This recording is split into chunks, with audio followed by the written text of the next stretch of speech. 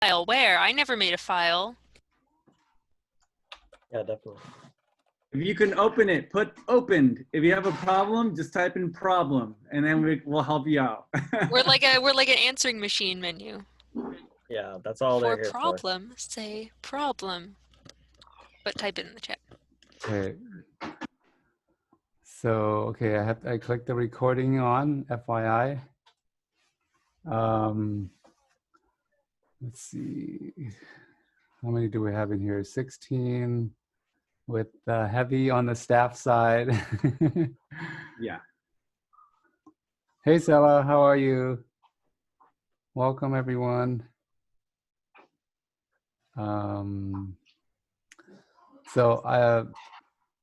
have a question. What file where? It is the construct file titled My Game.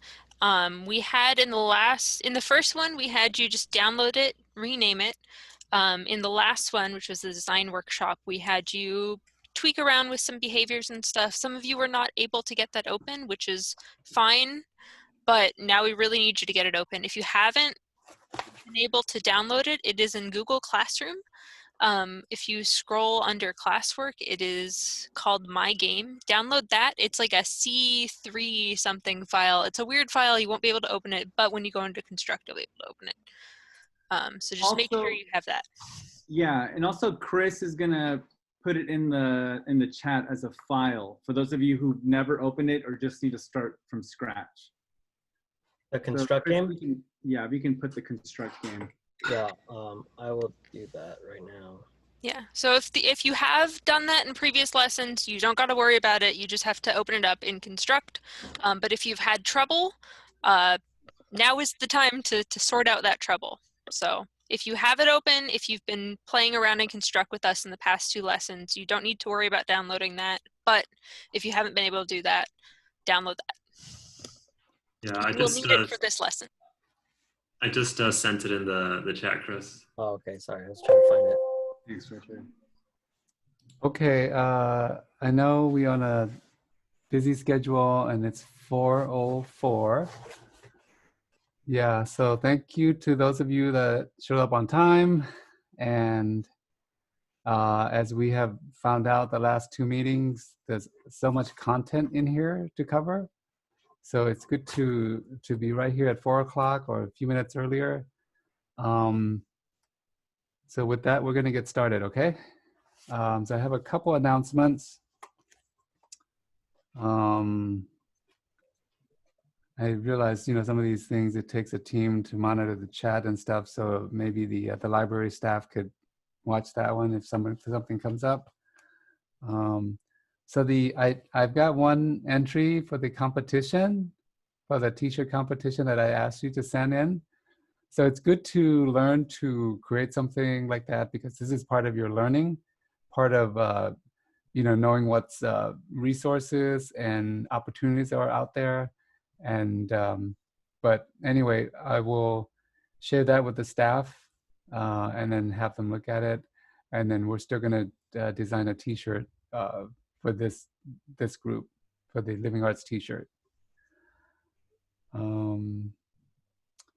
And the other one I have is, the other 2 I have is, I still need to send out that survey for you all to write in. I know when you pick up your sketchbook, those of you picked it up and you did the survey right away, but for some of you that have not done it yet, if you could do that, I'm going to send it tonight, and then that's going to be in your email. So it's going to be a PDF form, so however you can either print it out or maybe get a creative way to mark it digitally, and then just email that back to me. Okay, so we want to see how you've grown since you've been in this class, socially and perhaps academically and other areas as well. The other part, I'm saving this part for last because it's a good news, because we are all living in this crazy COVID pandemic world. We have some CARE Fundings Act that we want to give you some gift card automatically to help you pay for groceries or buy groceries or something. Okay, so who in here is not the students? Maybe the staff too. I'll see if there's anything left. Who in here does not want a gift card? Okay, so I don't see any hands going up. Let's see. We have 17 people. Roughly, there's 12 of the students in here. Okay, so what's going to happen is I'm going to take all of your name down. Of course, you already signed up in class. I have easy access to that. I'll get that request in because it has to be either I have to go buy the gift card or get a check made, and then we'll get that to you as soon as possible. If not, early next year. But I want to get it to you before the holidays if we could do that. Any questions? Gabe, do we want to mention our supplemental session things? Yeah. So do you want to mention it, Emily?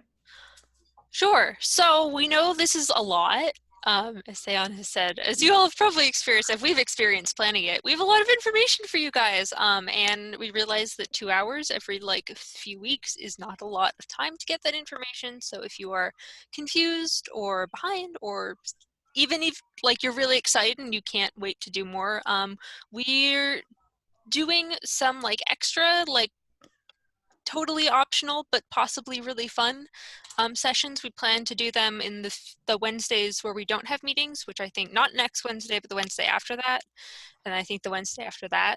You'll get emails about them, but we did one last week, but it was like really short notice. But we plan on continuing to do them. So if you're like really struggling, but you really want to like, I don't know, work on this more, or you're really excited, or you just want to hang out, you can come. You don't have to come for the whole thing. You can just pop in and ask a question. You can, I don't know, hang out. You can come in late, leave early, whatever. Just, we want to make that available for you guys. We're here to answer questions, troubleshoot, run ideas past. If you can't make it on Wednesdays, if you're like, man, this is the only Wednesdays I can spare, or I'm going, well, hopefully not going somewhere for the holidays, but I have holiday things I'm doing, or whatever, you're sick, please reach out. We would love to do like one-on-ones, again, if you're struggling or you're really excited. So that is always an option available to you. Yeah. Anything So I keep left a out? lookout in your email for a link, a Zoom link, and yeah. Hope to see you Also there. on the classroom page, we've been posting stuff. So keep an eye on that, I guess. I don't know if it gives you guys notifications, but if you would also like to post stuff, that is there for you. Also, Team Long Beach Library, if you want to like alert me or something, you can private message me, prior, give me a few minutes in here, so that way I can, so you don't have to call out, I need this or that. That way I can just check the chat. Thank you. Yeah, sounds good. All right, are we all ready to go? I'm ready. Is there any last announcements? That's it on my end. All yours. All right. Hey, everybody. How's it going? Have you guys had a chance to work on your video game at all? Maybe they haven't seen you yet. Maybe introduce yourself quickly because you're new here to them, yeah? Yeah. Okay. Everyone, my name's Richard. I am part of the Long Beach Public Library team. A little bit about me. I am an artist and illustrator. I do work everything from traditional painting. I like to draw with graphite and charcoal. I also do a lot of digital illustrations using iPad Pro and Wacom tablet and like Photoshop. Yeah, and I also work here at the library as a studio guide, teaching all kinds of fun classes, everything from 3D printing to laser cutting to sewing to video game design, video game art, which is what I'll be doing today. Hopefully giving you guys some tips and tricks and pointing you in the right direction to create your own art. And this is my coworker, Chris. How's it going? My name's Chris. I'm a designer and a musician. and I'm also a studio guide like Richard. A lot of the stuff I explore in like my 3D work is I like to do like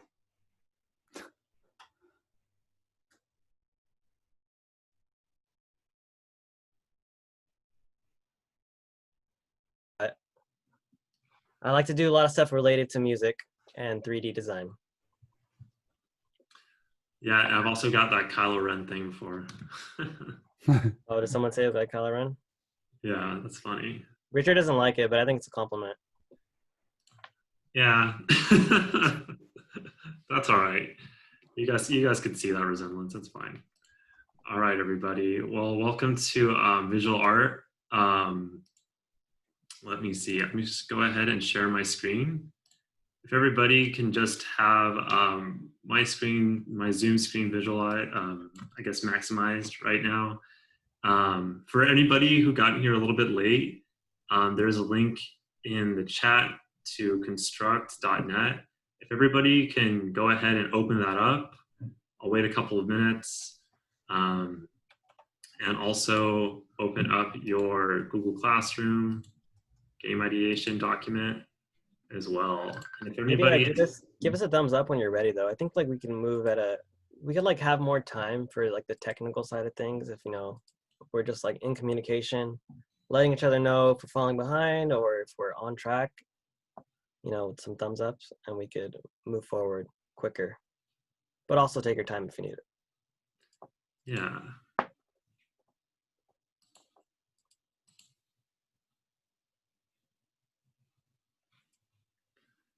Cool, thanks, Emily. Yeah, and if you guys could just type in the chat if you're having any troubles, and hopefully Emily or Gabe can help you out. All right, so I'm gonna go ahead and move forward. Yeah, like I was saying, everyone go ahead and open up construct.net. So I want to talk a little bit about the deliverables that we have kind of planned out for you guys. So these are just the things that are going to make up your video game. And we have some dates listed to kind of have these things done. So this is, just take this as like a guiding point on like when you should have these kind of planned out. But, this isn't school in the traditional sense. We're not going to like be grading you or docking you guys points if you have these turned in or not. But this is something that we suggest you guys just kind of follow as a template. So today we're going to be focusing on creating animations and keyframes as well as tile maps. But yeah, all of the stuff should be listed on your Google Classroom. So just make sure you guys check that out. All right. So let's go ahead and move on. All right, so the big thing we're going to talk about today is making good art in video games. And I guess the big question is, so what makes art good in video games anyway? Well, Riot Games actually just released, they didn't just release it. I think it's been out for a few months, but they released a really great video series on creating good, effective art in video games. And they kind of boil it down to three main things that I think is super important. And that comes down to clarity, satisfaction, and style. So if you guys could write into the chat maybe how this image here conveys clarity in a video game. You could also say it out loud if you'd like. Yeah, or say it out loud.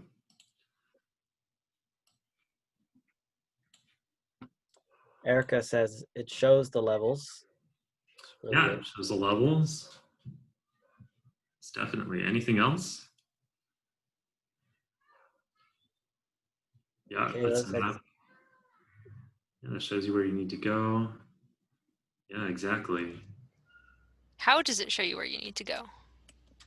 Gives you direction. it's easy to see what's going on where you are. Yeah, and I think we all like know this intuitively, but like, okay, it shows how much you're going to do before you hit a boss level. And Emily asked a good question, but how exactly, like what things does it employ to show all of those things? it definitely is showing those things. Mm-hmm.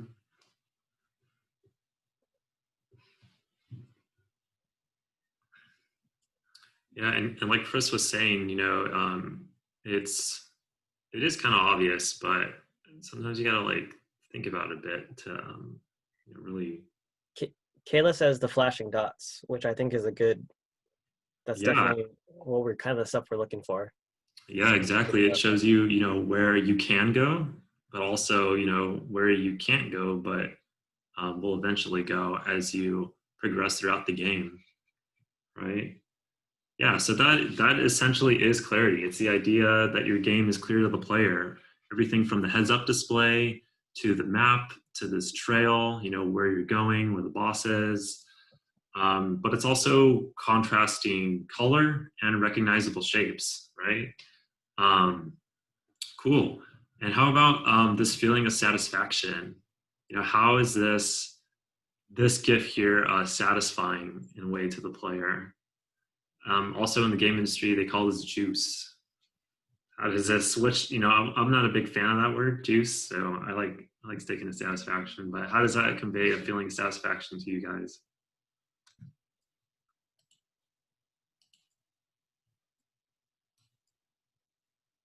Emily says juice is a real life technical term. So the battle continues.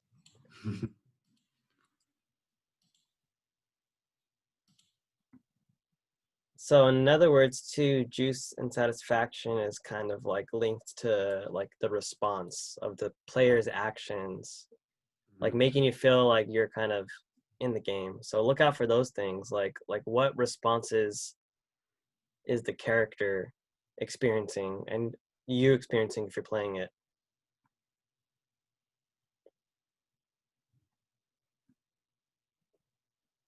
Yeah, what do you guys think? Go ahead and write in the chat.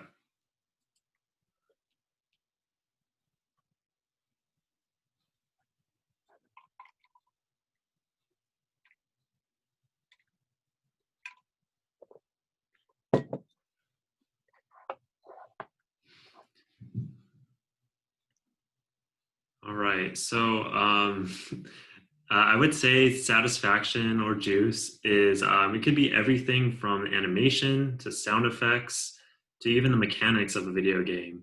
So today we're gonna add a feeling of satisfaction to our video game by creating good-looking artwork, but also adding animation to this. So if you look at Mario, for instance, when Mario jumps, he's jumping at like a faster speed than when he's landing and when he's like falling down. So, it kind of gives the sense that, he's kind of light as a feather, even the way his cape animates as he's falling down. So those are all things that add a feeling of satisfaction, but again, satisfaction goes really well with the mechanics of your game. So like I was saying about, changing the behaviors of the gravity that Mario experiences and how fast it responds when you click a button on your controller or your keyboard. Yeah, right on. And then lastly, we have style. So style is the overall aesthetic choice of your video game, and you guys probably already know just from playing games, every game has its own specific unique style. And one important thing to think about when you guys are designing the characters, the maps, and the environment of your game is you want to make everything kind of cohesive. So if you're going with a very round, bubbly art form, you kind of want to make sure that that echoes throughout your game, throughout the everything from different character assets to the enemies, to the backgrounds, everything you're interacting with. Right on. All right, so let's move forward. So the power of color. Full disclosure, I totally forgot you guys are all high schoolers, so some of this stuff might seem like super obvious to you, but I think it's still valid. Like, some of you might not have thought too much about color and what it could mean in the context of it, but even in movies and video games too, which is what we're talking about, color could be a really powerful tool.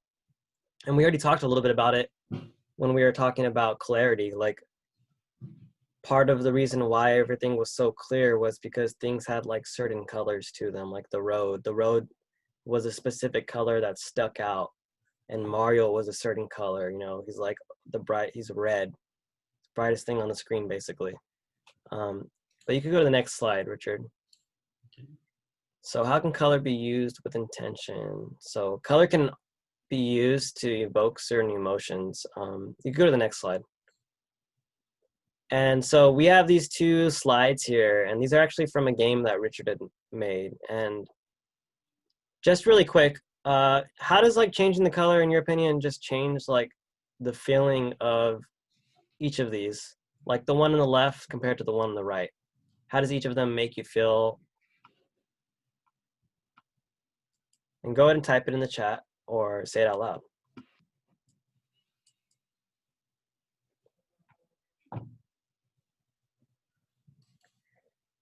Yeah, Kayla, definitely day and night. And, you know, we're using very few colors on this, but just with like one color change, you know, you could create a whole entire different feeling. Adalia says, hopefully I said that right. The one on the left seems a little more spooky. The picture on the left looks sad, and the right picture looks very comforting. And Sean says morning and also night. And I'm sure you're already all aware of this. The one on the left is cooler, so it could transmit a calming tone. And yeah, definitely, I feel like there is like slight variations. Like there's a consensus, but there's also these variations. And like we all have our own associations with color. Yeah, great answers. You can go to the next slide, Richard. So yeah, color to signify time and place. Emily says, I'm really interested in how the right one looks day, even though it was the same moon and stars. Yeah, maybe it's like, you know, when it's like sunny outside and you can see the moon. That's actually how it was yesterday. Color matters more than content sometimes. Yeah, I think so, especially like in the world of pixel art, which is kind of what we're doing. Like everything's abstracted. So color kind of like floats a little bit more to the top. Like it's a little bit stronger just because everything's already abstracted. Go ahead and go to the next slide, Richard.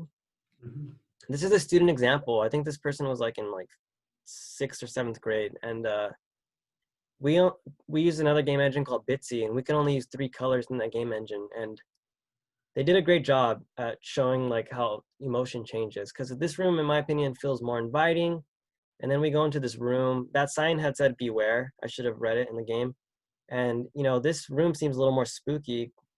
Sorry, it's going so fast, but that middle room where it's black and red, it just like contrasting, going from a green room to a red room even like multiplies that feeling. So contrast is another thing that you could take into consideration. You know, if you want to like make your player feel like have a more jarring experience, you could make the changes in color like super dramatic. Go ahead and go to the next slide, Richard. All right. And just more about color association. The colors on the left, what places do you associate with this with, or things? Perfect, like right away, exactly. Kayla says warm, fall. And what about the right side? And if you haven't already answered the left, feel free to just answer to both. Yeah, definitely. Cool tones. Desert, fire, R equals mountains. Yeah, definitely. So you already have these associations. Okay, lemon says the lighter colors I think of, a really cold library, and the warm one I think of the beach. I think the library one is really interesting. And the library that we used to work at was pretty cold all the time, actually. Yeah, so as I already mentioned, you know, people already have these color associations and they vary from culture to culture. But I know we definitely, you know, like in America, I think like we associate red with like, it could be associated with kind of like darker stuff or like scary stuff or anger even. You could go to the next slide, Richard. So yeah, we have these photos of a fire because these are warm colors. And then on the right, we have, you know, some glaciers and some mountain, snowy mountains. And as I already mentioned, pixel art is very abstracted, but you could totally make your world feel like these places. Mhm. Next slide, please. And this is just showing you how it's divided on the color wheel. Once again, this was like made for like 6th or 7th graders. Forgot you guys are high schoolers. You could go to the next slide, Richard. And you know, you could use them together as well. Color is relative, which is that's already something I'd mentioned. We could just pass this one up too. I want to talk a little bit about the monochromatic color scheme. We're going to ask that you start off, at least in this workshop and these exercises, using the monochromatic color scheme. And a monochromatic color scheme is when you take a color, like for instance, if we look at like the slice of that color wheel that's sticking out, that blue, and you just use the different shades in it. So you can use like light blue and make it even lighter and lighter. And at the very underneath the color wheel, you could see a set of different color palettes. And the monochromatic color scheme is really powerful, and a lot of movies use it. And it's a really great way of just like blasting the viewer with a feeling. And it's also a great way of, like in pixel art, like blocking out a character or a form without having to get too wrapped up in a bunch of different colors, because you could get really messy really quick. It's really easy to make an imbalance when you use a bunch of colors. Yeah, I just want to add to that. Today we are going to be doing a 4-color monochromatic palette that we're going to stick to. And like Chris mentioned, this is a really great way to establish form and create a light source. So if you guys are taking art classes, you're probably already learning about this, but especially because we have so many assets that we need to create, it's really good to start small with this monochromatic palette. And then, you know, if you want to add more color, change things up later on, you can do that.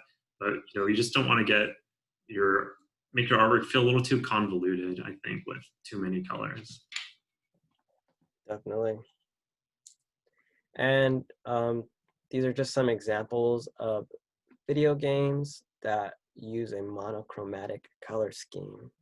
And really quick, the game on the right, like what feelings does that game evoke in you?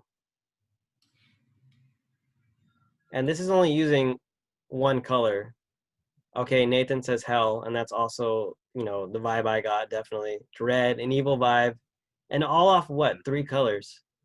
And it's super like abstract. Like that's the key word. Everything's like abstracted in pixel art. And it's just like this, like, okay, besides the color and the character, yeah, there's literally a little devil guy. Well, okay, so if everything was blue instead, Lemon, would you still perceive things the same way? I'd think of that Game of Thrones guy, the Walkers. Is that what they're called? Oh, I yeah. I haven't seen a lot of it. Me and Richard thought that maybe it would remind us of like Under the Water, and potentially the devil would turn to Poseidon instead of being a devil. Yeah, but totally, like those kind of like brick looking tiles, those could be perceived as like, you know, icy mountains. I could totally see that like Game of Thrones vibe. Yeah, so I would say definitely experiment with like just flipping things, and like you could use a color palette, a monochromatic color palette, and just like totally change the base color and see like how that changes the feel of the game. Yeah. All right, cool. So thanks for talking about color, Chris. I'm going to move on a little bit onto pixel art, which is what we're going to be doing today. So pretty much, if you guys don't know already, your whole video game is going to be with pixel art. So if any of you hate pixel art or it's not, you know, your specific style, I'm sorry, but that's just what we're going to be doing. And just bear with us and try to, you know, make this as painless as possible. And if anything, you know, hopefully we can change your mind on some of the stuff that we'll be making. Okay, so really quick, you guys probably already know this, but I'm just going to say it anyway because I think it's kind of important. What are pixels? Pixels are a single point in a graphic image. So everything that is displayed on your computer is made up of thousands of pixels. If you look at this image of an eagle and you zoom into it, you'll notice that it's just a bunch of tiny little squares, which are pixels. So everything that we're seeing right now on our screen is made up of pixels.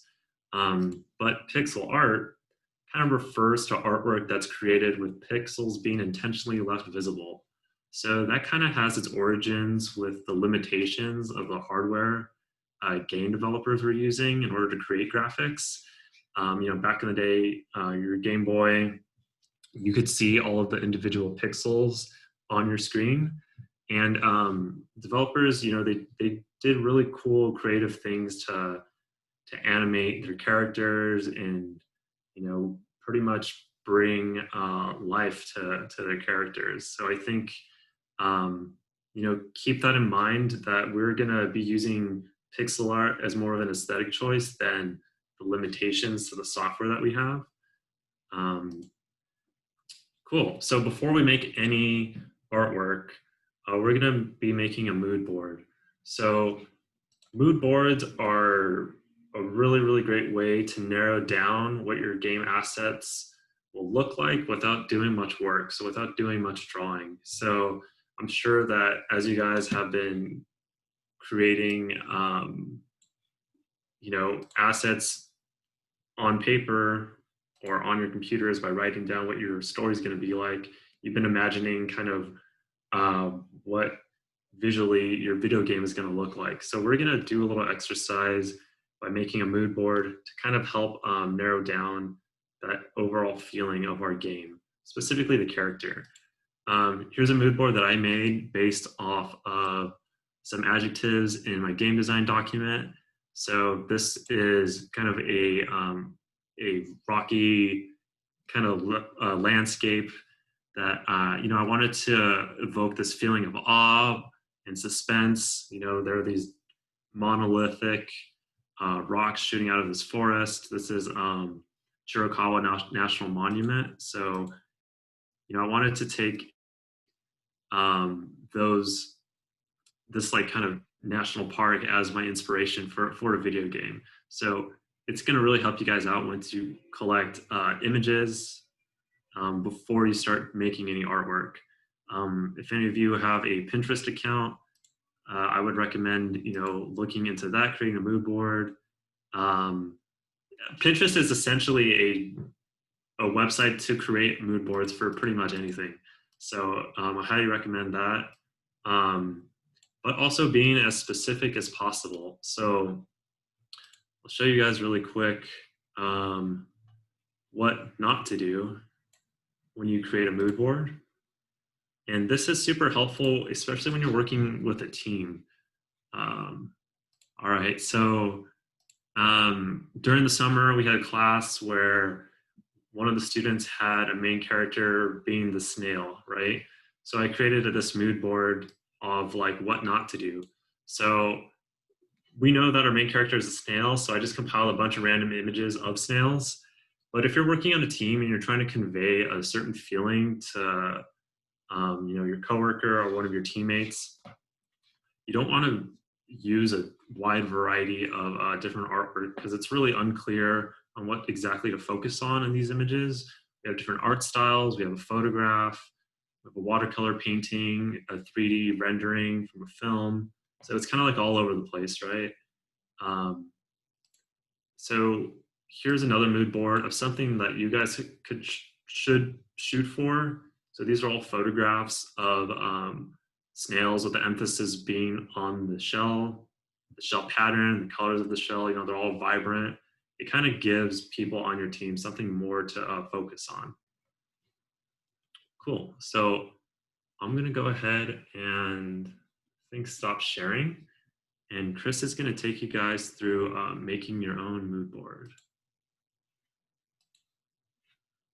Richard, actually, can you show them really quick how to go to Google Classroom if you already have it open to open it up? So Gabe had made a document. We're going to use Google Slides to do our mood board. I mean, if you do have a Pinterest account already, I know I like to use Pinterest, so you could use that. Lemon, it looks like you have one because I saw you vibing out on screen. Mhm. But we're gonna use Google Slides, just a quick way to do it. And if you go to your Google Classrooms, Richard's showing it right now on the screen. Yeah, everyone should have the art of game development open. We're gonna go to classwork, and we're gonna find the visual art tab, and we're gonna click on mood board, and that'll bring us to this Google Slide document. Let's go ahead and click on that. It should be titled your name and then mood board. And Chea, I hope I'm saying it right. Yeah, it's related to your game. So thanks for asking. We're gonna do a character mood board. So it's okay if you don't really have a character. Chia, did I say it right, Chia? Chaya. Chaya. Okay, I'm sorry. Chaya. Chris. Yeah, Chaya, we're doing a character mood board. And I don't know if you started already thinking about a character. Regardless, it's just a good exercise to start, you know, taking your thoughts and turning it into a visual map. So give me a thumbs up when you have the Google slide open. Also, have you all done mood boards before? Just curious. Kind of. Like in design school, you like do it like all the time for a product. And I think it's like, I used to think it was like whatever, but it's pretty useful for just getting inspiration. Especially if you guys are doing any like two-dimensional art, like painting or drawing, mood boards are just great to, get out like what kind of feeling you want to convey, before you spend all this time doing sketches and making concepts. So, oh, I'm not sharing my screen. Am I? Yeah. I am sharing my screen? Okay. So your page should look like this. You might have some font on here. You could just go ahead and delete that in case you don't know how to delete it. It'll look something like this. You just click on the blue and press delete. Also, Richard, can you monitor the chat and let me know if anyone has any questions? Yeah. So in a Google Slides, there's actually a built-in search engine. You could go to this little image right here. I mean, this little symbol, it's like a mountain range. You go to click insert image and you could press search the web. And so my character is like a gunslinger, a cowboy. Sorry about that. I have 2 email things open. In my head, the character is like in Western times, but they get stuck and lost in the portal. And I'm not gonna worry about the environment just yet, but I've decided already that my character, I think I want them mostly to be like a silhouette in the whole game. Like they're just a shadow. So, and I also want them to be like riding their horse most of the game. So for my game specifically, the character, the cowboy and the horse are almost one character. So I'm gonna have a little bit of both, but your game may be different. So I could look up like cowboy silhouette. Whoop.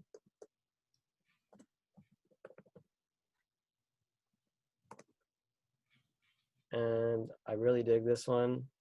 And you could just drag and drop it, and you could grab a corner of the image and just pull it to shrink it. Usually in design programs, you have to hold shift to keep the proportions, but in Google, you don't have to do that. And I also like this one. And let me see. There's also, you don't always find what you're looking for in the built-in search engine. So I also recommend minimizing one of your windows. And this is a good exercise. This is good to know how to do, like even like for our workshops when you're watching us and working at the same time, just like knowing how to have 2 windows set up next to each other. And I could just look up like horse run cycle, go to images, and I could just drag and drop it directly from Google as well. This is also from Google, but for some reason you kind of get more results when you actually look in the Google engine. And just to crop in here, you just double click, and now these bars pop up, these little black bars, and you could go ahead and crop it. And that's all you really need to know how to start making a mood board in Google Slides. You know, Pinterest is a little different. You just make a board, a folder for all your images, and you start saving stuff. And they recommend you more pictures. That's why I do like Pinterest. Wait, so is the mood board based off of like the world we want to create or like our character? Off your character, but Yeah. for when we're done with this workshop, we are going to encourage you to start thinking about your environment as well. Yeah, I would say you guys should create different mood boards for your character and your setting and objects. So kind of different things for different mood boards for different assets. Yeah. And like I said, be specific as possible. What species is your character? Are they a human? Are they a dog? Are they octopus? What's their hair color? Are they wearing a sweater? Start thinking of different things that your character is gonna have on them. If you are doing like an animal or a creature, I would look up things like the creature's name and then walk cycle, because you might find a reference like this, like the horse walk cycle. And when you get into animation, it's really useful to have a reference for the way a creature moves, or even a creature that's similar. Like for humans, like, there's a lot of stuff out there because a lot of animation is based around humans. Mm-hmm. And so, and plus, we could just walk and analyze our own movements, but seeing how a horse moves, I think it for sure you need some references, unless you're like part horse. But yeah, basically you have like 5 minutes to get started. And once again, this is all like, today we're going to learn about animation. So that's why we're having you start brainstorming about your character. But maybe some of you are like more into like environment design, and maybe like your environment is, a lot of the times an environment is like actually a character in the world. Yeah. So I don't know, just it really depends on the game you're making. But go ahead and get started. You have about 5 minutes just to get started. Don't feel like you have to finish it. Start brainstorming and putting some stuff down, and let us know if you have any questions. And lastly, we're gonna take a 5-minute break right after this exercise. So let's know if you guys have any questions. Did anybody does anybody have any experience with anatomy you guys have been learning yet in art class? Have you taken any art classes learn a little bit about the anatomy? Erica, did you raise your hand? Sorry. Oh, I had regular anatomy last year. Oh, very cool. So that'll be super handy when thinking about animation. Heck yeah, dude. I wish I really want to take anatomy, or just like study the human form, because I've even seen like 3D modelers who they do sculptures of like different creatures, and like the person was sculpting a dragon, and they don't really know the anatomy of a dragon because we don't have any references in real life, but they were using like human anatomy still as like understanding like where the bones bend at, and how quick they bend, or yeah, that informs animation in a lot of different ways. Mm-hmm. But yeah, go ahead and get started. And if you feel if you have any ideas, like drop them in the chat. I'm just curious to see like what characters you're working on, because maybe me and Richard might have some good movies or artists who kind of explore similar worlds.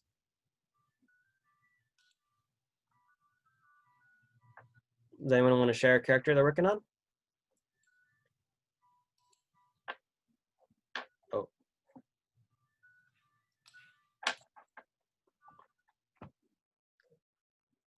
Y'all have about like 4 minutes, by the way.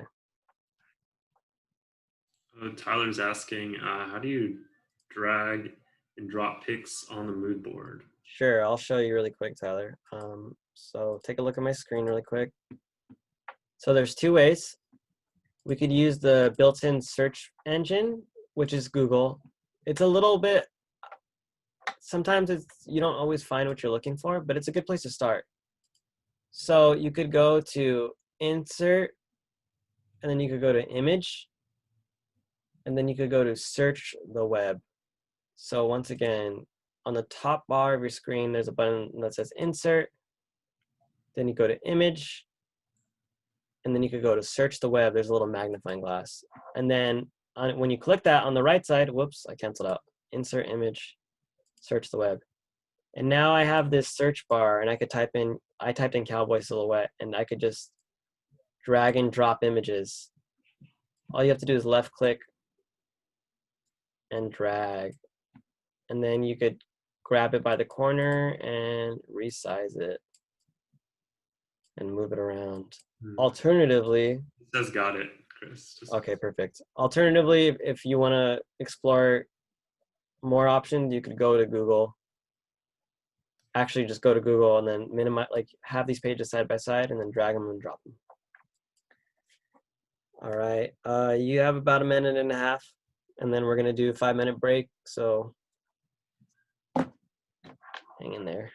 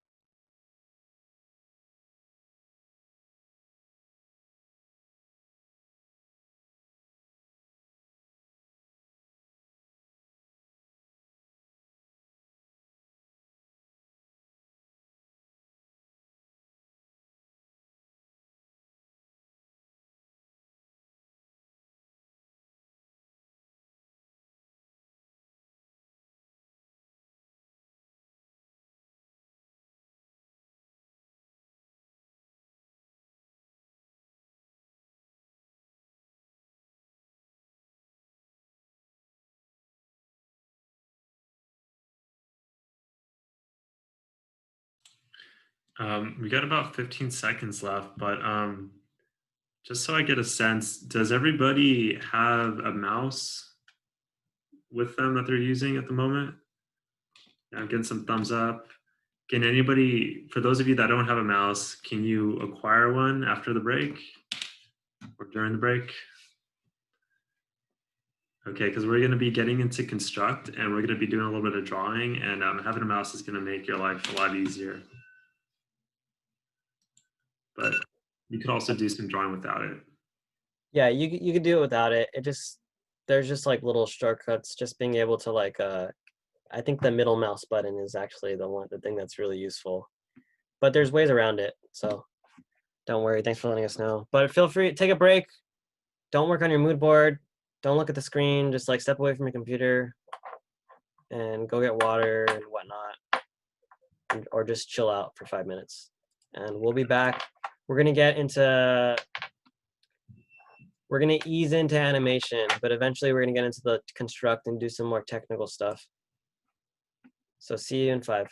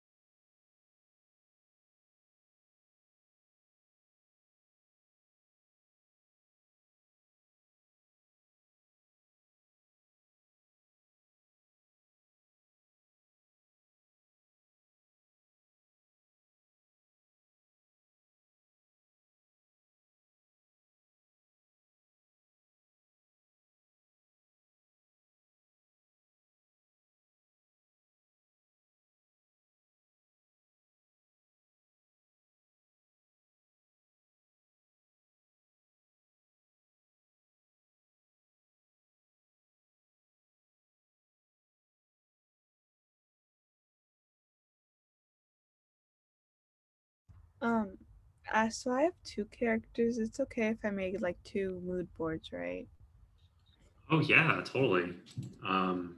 If you can do it now, like, um, you can, but that was more of just an exercise to get get the wheels turning. Yeah, Guadalupe, you asked, do you mind if I ask what college you guys went to or attending? I actually graduated from Cal State Long Beach. I studied illustration. I was in the illustration and animation department. My focus was illustration. Yeah, that's where I went. Are you considering going to art school or? I also went to Cal State Long Beach. My degree is in creative writing, though. English, literature. Hooray. Yeah, Cal State Long Beach. I actually, yeah, I moved to Long Beach because I moved here for college and then I decided to stay. Same here. I got comfortable.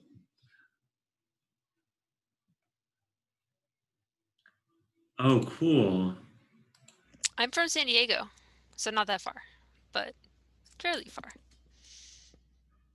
Yeah, I'm from coronavirus town.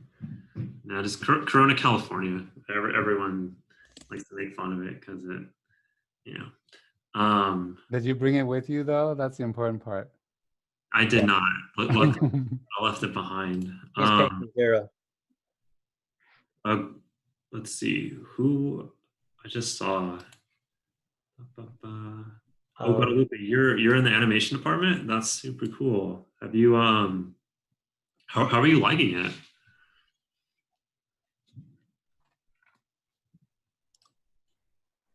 Who are you asking? Guadalupe. Did they Oh, did they ever fix the tiles? I know in FA4 they had these like horrible tiles that were like constantly like falling on the kids. Is that the one? Is FA4 the one that's like tiered? That's like a It's like a 3-story building and it's like super okay. janky because you know. Yeah, and it's got like a weird stairwell and like a weird. We did. So I was in the game dev club for them, and we did a lot of stuff in the animation buildings. So. Oh, it's your Oh first wow. semester. Congrats. Oh cool. Yeah, congrats. That's awesome. Hopefully they've fixed the lead in the liberal arts building. That's a fun fact about Cal State Long Beach that you didn't know. There's lead in the water or what?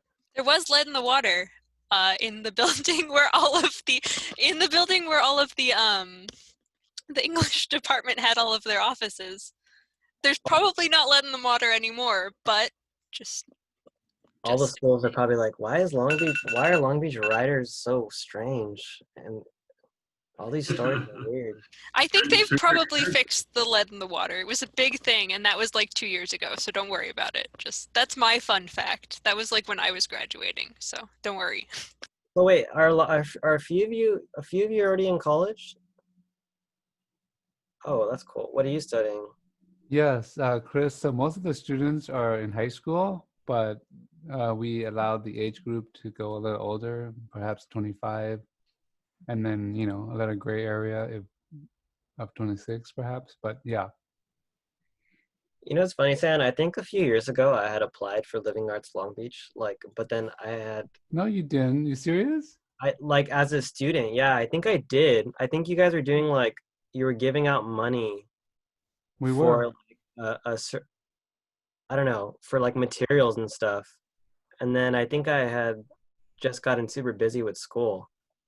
I may have reached out to you too. I mean, I reach out to everybody, but some kids or young adults, they don't call back for whatever reason. But yeah, we actually, all of these kids here, I mean, I don't want to cover it up with the stipend, but it's a lot of really good learning and activities, like the stuff that you guys are teaching them. But yeah, at the end we have, so this program is totally funded by the Arts Council and the California Arts Council, and then the LA Art Commission. Yeah, I'm looking through my email, and actually there's some emails between us from 2018. So I was trying to join this. So I was like, yeah, that's why I'm like, now that I see that they're college students, I'm like, wait, I feel like I was trying to do something similar to this. But it's so cool that, you guys are looking for further development for yourselves and looking for classes. And I think that's a cool way to network and meet other people. I didn't mean to cut you off, Sam. What were you gonna say? Oh no, I think it's good. I think the universe have a way of working around, and now you're here as an instructor. Yeah, but I think it's amazing that you even had that opportunity to just, offer people some a stipend to make art, and it's a good incentive, you know. That's right. All right, welcome back, everybody. We're gonna jump now into concept art and iteration. So bear with us. There's just a little bit more lecture, and then we're gonna jump into construct. Oh, Emily. So I'm just reading the chat. Just plugging my own club, my own game dev club for those of you at CSULB. Right I on. helped found it. They're really cool. Sweet. Yeah, branch out, network. That's my advice for any art student at Cal State Long Beach. Network. Okay. Concept art iteration. So we're going to be doing some concept art and assigned you guys that as kind of like, you know, some fun homework. I would say for this class, when we create concept art, we're going to focus on iteration and making a variety of different things, you know. So concept art, it's really powerful because it can help tell a story visually without using many words, and it helps convey a specific look or style. So, you know, one saying that I really like is a picture tells 1,000 words, right? So, you know, your concept is a really powerful tool to get across your message without saying very much. So, like I mentioned, start by creating many different versions of your concept and try different things, even if you're, you know, happy with your first version. The point is to just keep on iterating, keep on making things. But, you know, those things should be like fuzzy silhouettes. They shouldn't be fully rendered ideas. So it's just to get you guys used to creating ideas, getting your ideas out onto paper. Here's an example of some concept art. So if you guys think of pixel art, I guess off the bat it can seem kind of limiting because, you know, it's all one specific style. But it's important to think, you know, you can get a really large variety of artistic styles through pixel art. So these are the same two characters. It's all done through pixel art, and they're all using the same color schemes. So if you look at the top left corner here, this style, you know, the head is really large, and so are the arms and the legs. This is something that's really powerful to use to convey emotion in your character's face. And this one next to it, you know, it's really, perspective is different. It's more front facing. It's more of like a side scroller. Also, it has a large head, large eyes. But over here, you know, we have another character that has like these longer, lankier arms, or only like a pixel width, in, you know, in thickness. So, you know, just think about what kind of style you guys want to create when you're making your pixel art. And also, perspective is super important, especially for the template that we have for you guys today. Here's some more examples of different concept art. We have these little frogs, but they're all different colors. They all have, you know, different expressions on their faces, and they all are conveying, you know, their own set of emotions. So, you know, the point is to just make as much as you can. And with that being said, our expectations for you guys when you're iterating is to more focus on the shape and the silhouette of your character, because you can still create a pretty dynamic character and it's not going to take up too much time when you're just kind of sketching out, right? So if you look at these little dinosaurs that, you know, were made by that Google internet game, we all know that they're dinosaurs. They all have a very specific silhouette and they all convey like a certain feeling to them, right? And these can be made pretty quickly. So focus first on your silhouette, and then you can move on to color and, you know, creating all the bells and whistles that these characters have over here. Everything like staff to, you know, pixel sparkles to armor to, you know, a more specific color scheme. I also argue that if you're silhouette for your character is like really strong, then I think your character will be like more memorable. Yeah, and even when you have the mechanics going in your game, and you're like, let's say you have like a very fast-paced game, you're like going through your environment very, very quickly. It's important that you have like a strong silhouette and shape of your character, so you can keep track of where it is on your screen. So just something to keep in mind. And when you guys finally land on a character design that you like, before you fully render it, you got to establish your perspective. So if you guys don't know much about perspective, I would suggest looking it up. We have some resources for you guys. Perspective can be very complicated. So don't kind of freak out if you don't get it right away. But we'll link some resources to you. You have your traditional flat 2D side scroller perspective like in Mario, and then you have something that's a little more advanced like your top down perspective like in Pokemon. This is kind of the layout of the video game that we're going to be making in this series. So you might want to look at top down video game references in the future. But you could use a bit of both. So here's a clip from Baba Is You. And this is a good video game that does a really good job of combining flat side scroller imagery, but also three-dimensional top-down view, right? So we have Baba, which is this little white kind of bunny-like character, which is very flat and 2D. But if you look at the walls and if you look at these boulders, they have more of a 3D top-down view. So as long as you combine them both tastefully, I think it can be done. It can be done well. Another rule that I think works pretty well is to have something repeat at least 3 times. Because if it only happens once, then it can look more like a mistake. But if it happens 3 or more times, it can look more intentional. So what I mean by that is, we have Baba, who's pretty flat, and so are these skulls, and so are these bricks here, right?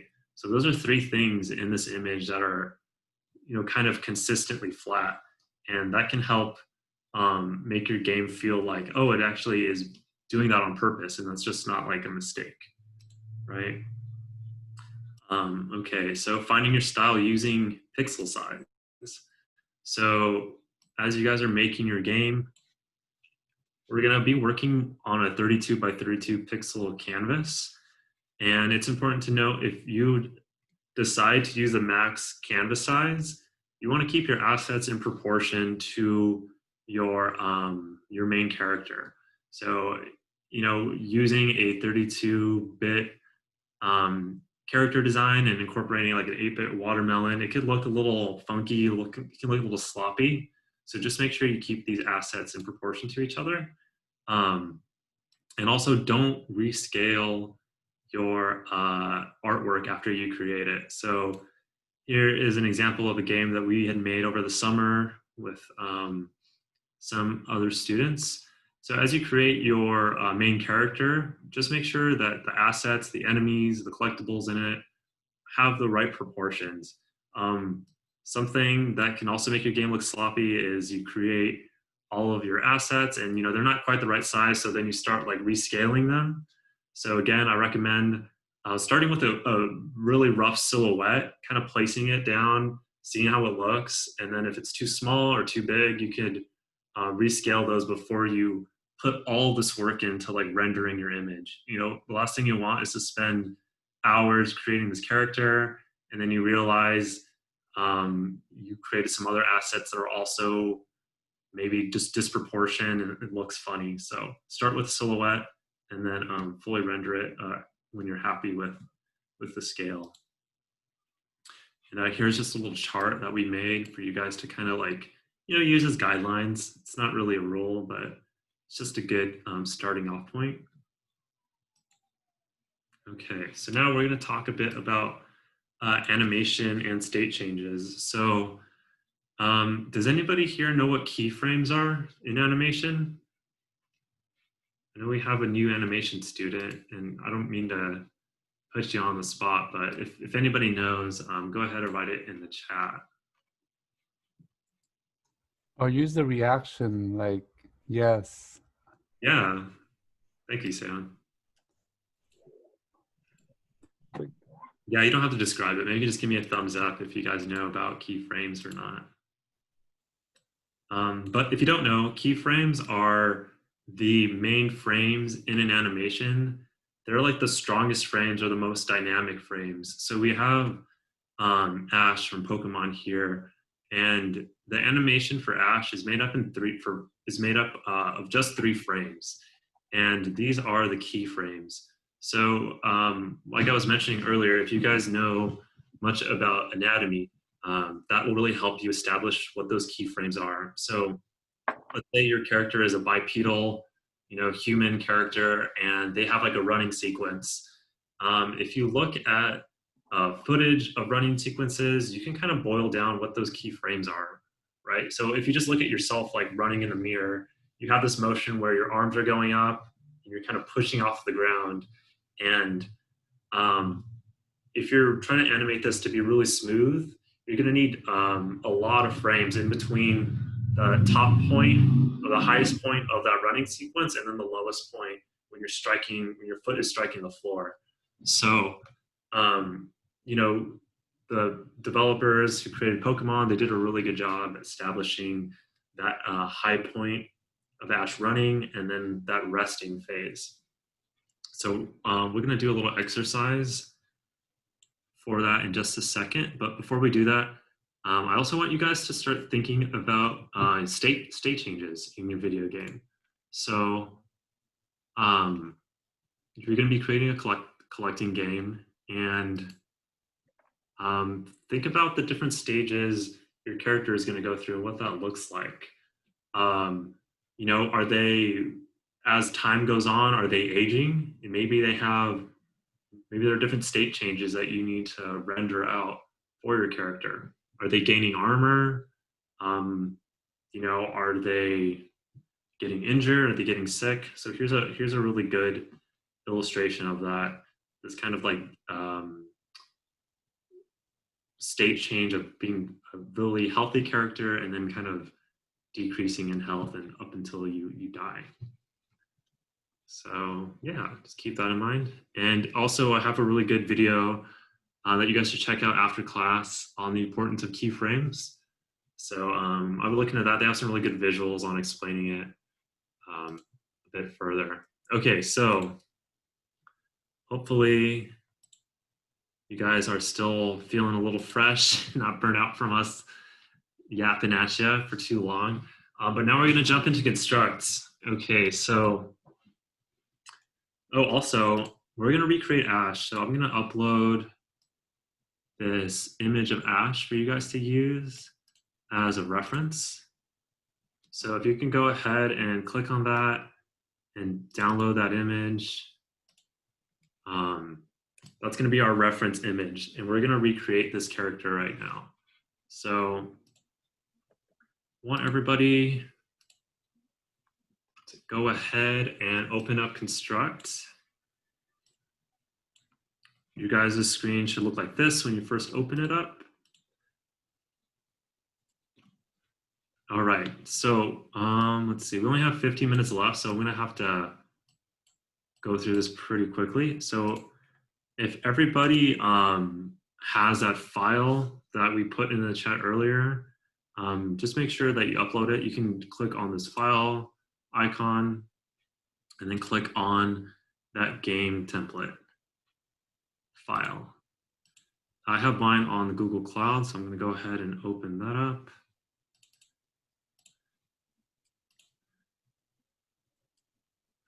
All right, so everyone's screen should look more or less like this, except for you guys should have this triangle and not Ash.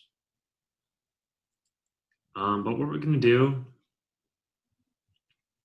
okay, Nathan, you can't get the files because you're on your phone. Okay, maybe you can just follow along with us and take some mental notes. I'll email it to them later if that would help, or actually I'll email it right now. Yeah, that sounds great. Okay. So I want everyone to go ahead and click on that triangle And you can go ahead and double click onto it, and it should open up your animation sprite editor. And can everybody go ahead and just give me a thumbs up once they have this open? Cool. Now might be actually a good time to use that method of having two screens open next to each other. Sometimes you got to play with it though. But I know a shortcut on Windows is like you press the Windows logo and you press like an arrow to the left or to the right. And then it lets you, well, first you have to like minimize two windows and kind of make them small. And then you could like split your screen down the middle. Just so you could be looking at Richard's screen and your own screen at the same time. Yeah. And if anybody is having, let's see. Let me go over opening the file one more time. So if you guys have this on your desktop, we go to try it now. I'm going to go down to launch now. And then we're going to click where it says file. And then we're going to find that file on our downloads folder or our desktop. It should be game template 1.c3p. Go ahead and click on that and then click open. And that should open your file and it should look like this. It's probably really not advisable, huh, to be using your phone to do this work? No, I would say it's gonna really help to have a computer. Maybe it feels like an iPad. But I mean, you could sit down and just like absorb it. Definitely. And then you can watch the videos later. And it's really great that this is being recorded because I know it's challenging switching back and forth to the screens. Just try to absorb as much as you can in this demonstration and then definitely go back and watch it. All right, everybody. So everyone go ahead and double click on your triangle. And you guys' screen is going to look a lot different from mine. I have all these animations that I kind of made already. But this is a run cycle I'm going to show you guys how to make. So it's essentially, it's actually 2 frames, and I'm just editing them in a way that is going to make your guys' life hopefully a lot easier. So the first thing we're going to do is we're going to create Ash in this neutral position. And then we're going to make him doing the keyframe of running. And then what we're going to do is we're just going to reflect that and have it so that his, instead of his left hand being forward and his right leg being forward with his right leg being in the back behind him, and the same with his opposite leg. We'll just reflect that so it does the other keyframe of him running. Okay, so the first thing we're gonna do is I'm gonna right click, go to add animation, and you guys should still have your triangle, but we're gonna click over here. Does everyone see this resize button on the top portion of their screen? Go ahead and click on that. And it should already be 32 by 32 pixels, but if it's not, you can just change the width here. All right, go ahead and click on OK. And now you should have 32 by 32 grid. So I know there are a lot of options here, a lot of tools, but I'll get to those once we come across them. So the first thing I'm gonna do is actually show you guys how to create a color palette. So like I mentioned before, we're going to create a monochromatic 4-color palette. The first thing we're going to do is we're going to find what color we want our character to be.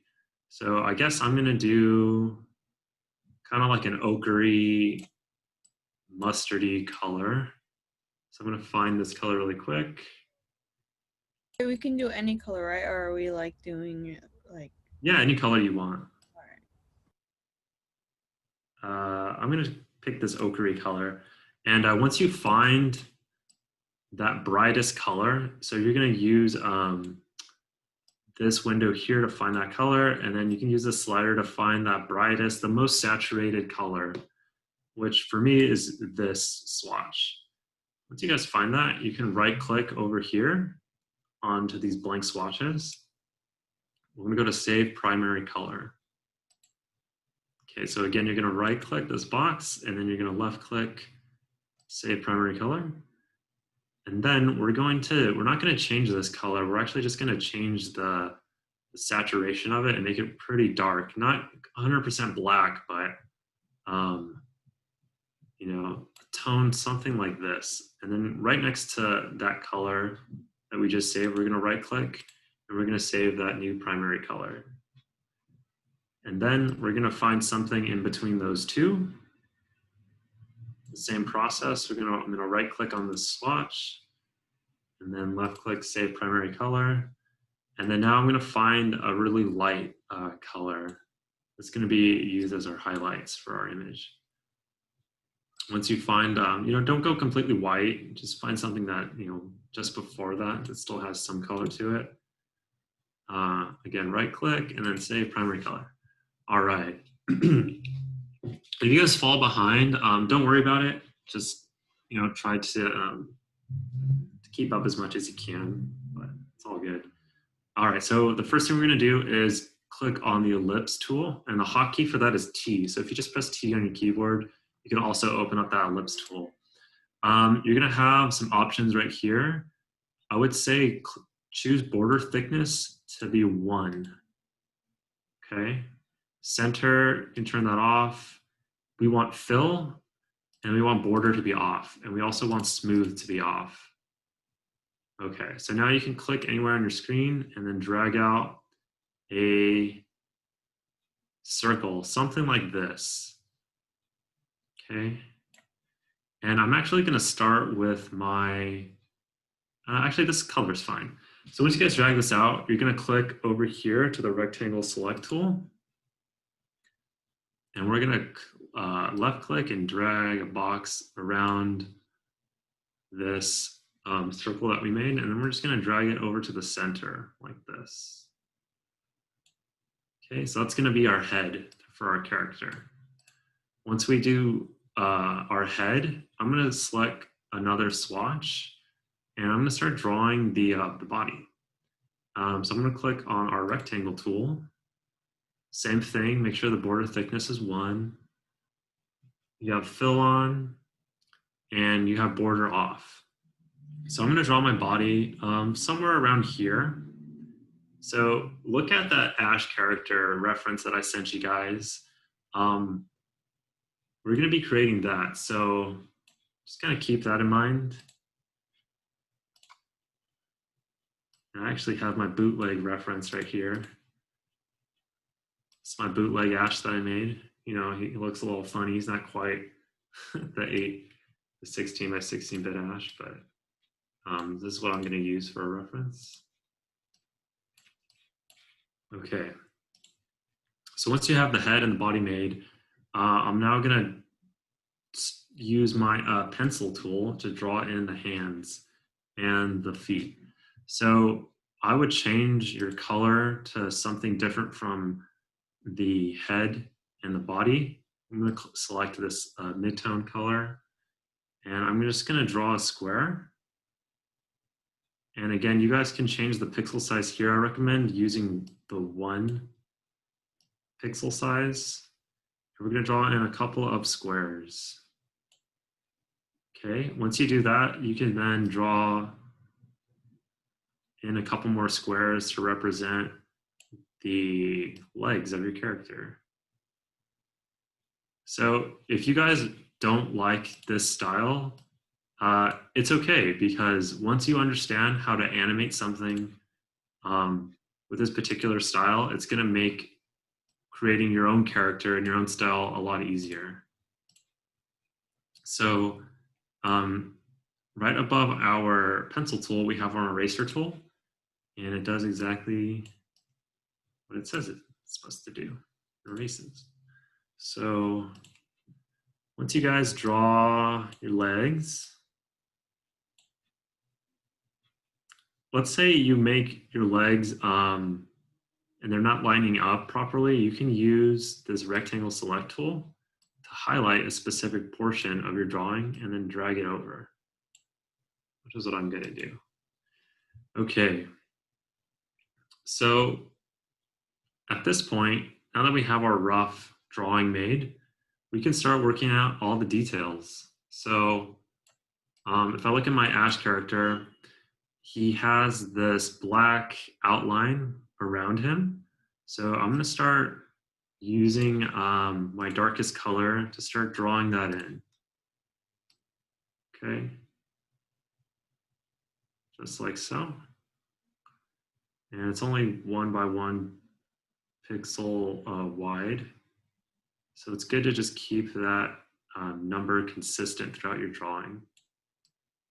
And you could start drawing your line to go over the head, the hands, and the legs.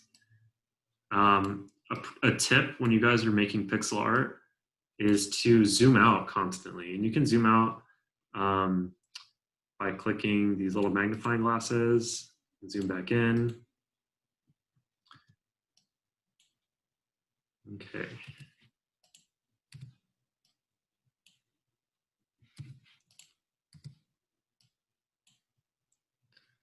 Okay.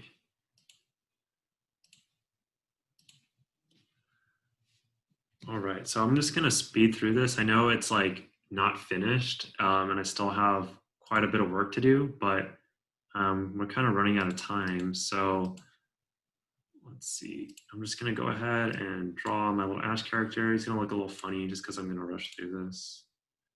But once you have your character drawn,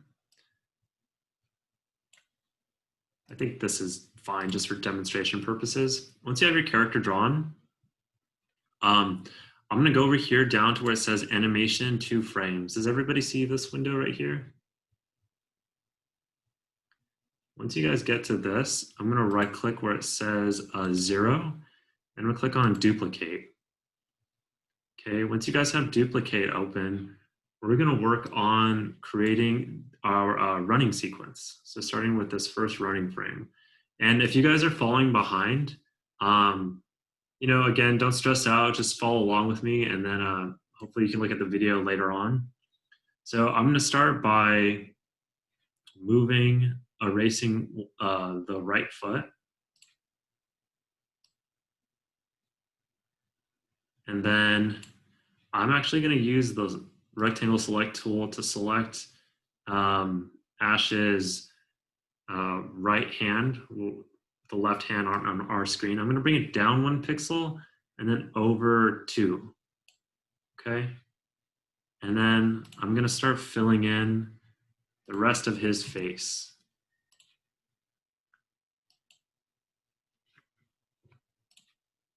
Okay. Oops.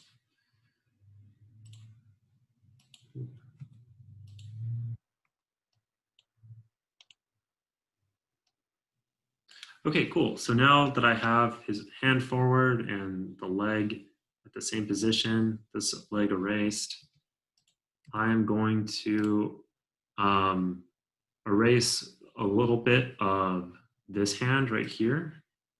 This is gonna help give the illusion that his hand is behind him as he's running. And I can start filling this in a bit. And then I can draw just the tip of this leg, kind of peeking out.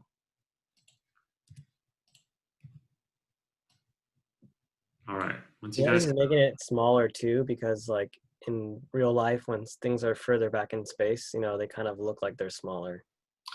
yeah, exactly. So you guys can click on these 2 frames to kind of see what your progress looks like. So you should have this resting frame, and then you should have Ash running frame. Now, this is super important too. This is gonna help give the illusion that he's actually has some weight to his run. Is we're gonna click on the rectangle select tool, and we're gonna highlight the whole body, and we're gonna drag this down just 1 pixel. Okay, so we should have this frame and then down 1 pixel. All right, now what we're gonna do is I'm gonna right click on Ash, I'm gonna click on duplicate. Okay, now once I have that Ash running duplicated, I'm gonna click over here where it says mirror. Go ahead and click on that mirror tool. Now I have my left running sequence and I have my right running sequence. Now, as I click between these guys, you'll notice that they kind of move like 1 pixel over. So what you can do is just find one of them, drag the rectangle select tool, and just line it up so that it lines up with your other running sequence. Cool. Now that I'm clicking between these two, you'll notice that the only thing that's really moving are his arms and his legs, right? Also, something that's a little funny is this pixel I forgot to draw over. It's kind of, it doesn't stay consistent with our animation because his hair is not really moving in this, right? It's mostly his body's moving up and down, and his arms and his legs are going, but not much is happening to his hat. Okay, once we have that, I'm gonna click on our neutral position, and I'm gonna right click, and I'm gonna duplicate that as well. All right, so now we're ready to put this in order.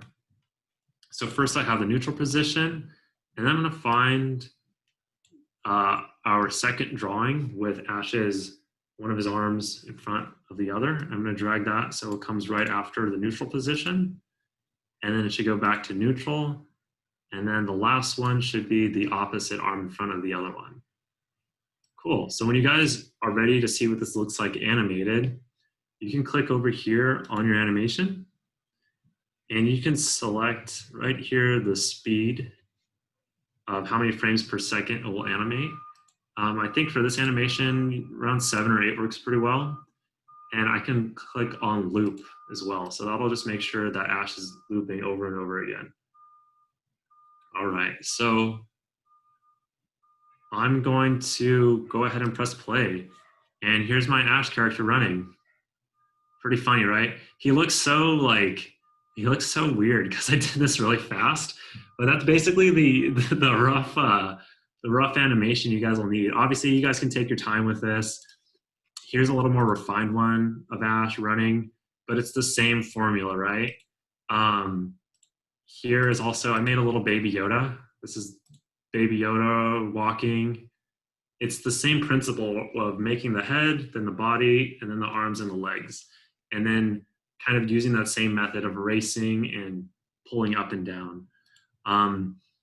You guys also notice that there is a side sequence here of your character. If you guys want to do that, it's again the same sequence.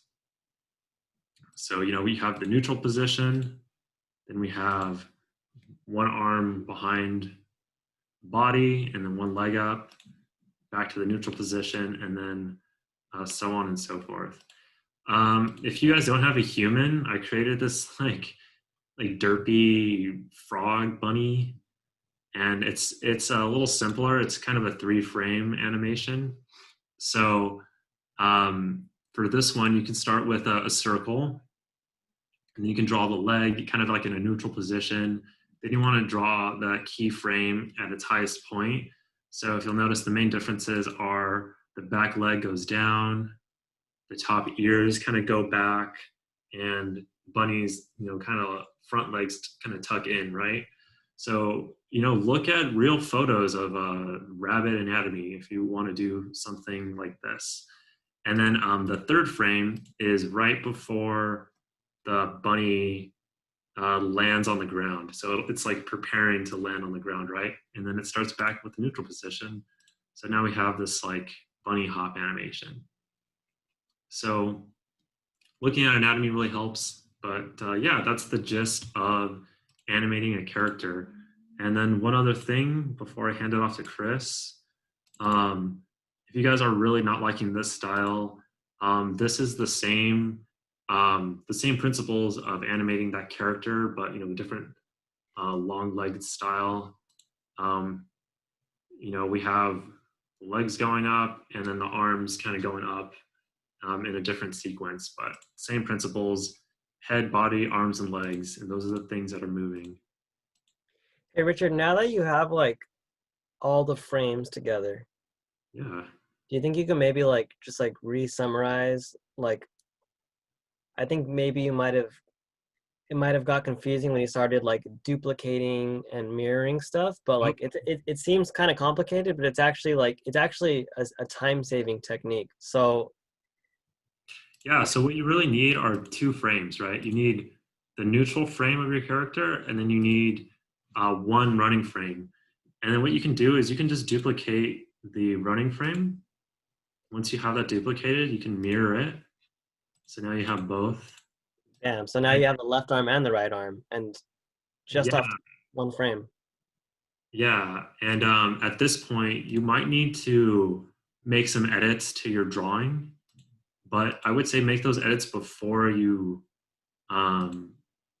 start adding light and some of the details, because it's going to save you some time. Yeah, Once you like if your character has like a scar on their face and you mirror it, like it's gonna be on the side now, so just erase it. Exactly. And then we want to also duplicate the neutral position. And then we're just going to change the order. So we have neutral, and then you can click and drag. So it's neutral, 1 running position with 1, whichever arm forward, neutral, and then the other arm forward. And then you could hit play, and that's the running sequence. So really you only use like 2 frames or 3 frames, right? And then he duplicated the neutral stance just to punctuate those frames to make it look more realistic, I guess. But you could also leave that out. And he also like brought it down to kind of make it look like it's going down. But Yeah. yeah, now you have this video, and yeah, Gabe mentioned in the chat like there's many ways to do animation. This is just like a top-down game style of animation. You could simplify it. I think the bunny was a good example. Your character could have no legs at all. It could just be a ball with a smiley face on it, and it could just like change states. I think that's a good way to start. But you guys seem like you're like, you're all pretty artistic, and you could definitely look back at this video and try to implement it into your own game. Yeah, sorry you guys if this was like a lot of information all at once, because I know it was. And you guys you'll get it once you start making this. But like Seon said, he'll record this, so you guys will have it at your disposal. So don't stress if it's not looking too great at the moment. But okay, I'm gonna go ahead and do we have time for tile maps? What time are we wrapping this up? Are you guys done? Do we have more time? Yes, Chris, keep going. All right. So we learned how to make a character, and now we're gonna jump in. We're gonna stay in construct, and we're gonna learn a little bit about this thing called tile maps. Tile maps are like, imagine an artist and and they have all their colors. And basically you're just making a color palette, but instead of colors, you have assets and you make them. So it could be like a road or grass or a pond, and you could just paint it on, and you make it modular for some of them. Modular basically means you could just rearrange it and manipulate it to make it like as long as you would want to. So, do we have time for another 5-minute break? I feel like. yeah. How are you guys feeling right now? I saw 3 simultaneous yawns at the same time. They all synced up. So I want you all to take a 5-minute break, and we'll see how far we get into. So our class is scheduled to end at 6, Chris, just Okay. FYI. I think that's enough time then. So let's take a 5-minute break. Get some Okay. water, stretch. Don't look at the Okay. computer. All right, come back in 5 minutes, you guys. Definitely drink some water, guys, because Yes, stretch, get your blood moving.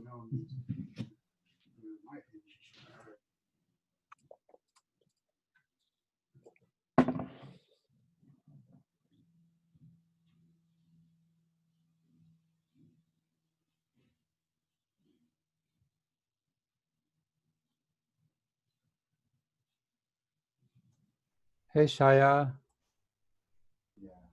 Are you the one that's in college? Okay. What are you studying?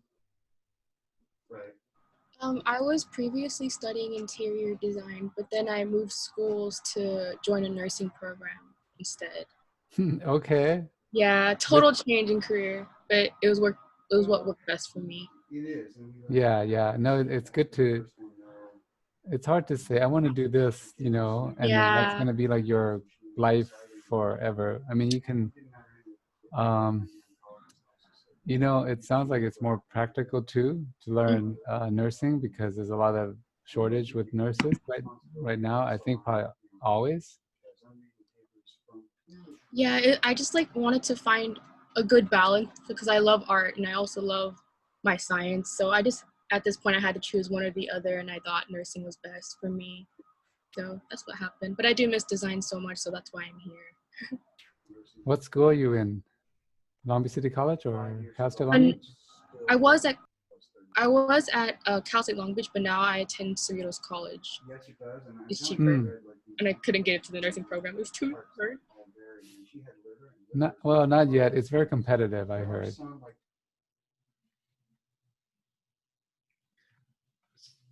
So are you studying to be a nurse? Sorry, I just walked in. Yeah, right now I'm studying I'm getting my nursing degree so I can be a medical esthetician in the future. It's like I need that to be it. So yeah, it's really complicated. Oh, very cool. Thank you.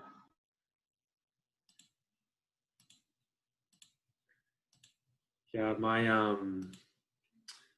neighbor is actually a doctor. He's doing his residency at the moment, which I'm kind of impressed because he's my age, and I'm like, dang, dude, you're like way ahead. I don't know. I feel like, oh, he's a doctor. Like that's super impressive, and I'm over here drawing like little pixel characters, which I always thought was kind of funny. Yeah, hopefully I don't have to like go that far and do like medical school and such like that. I just need my nursing degree and a certificate right now.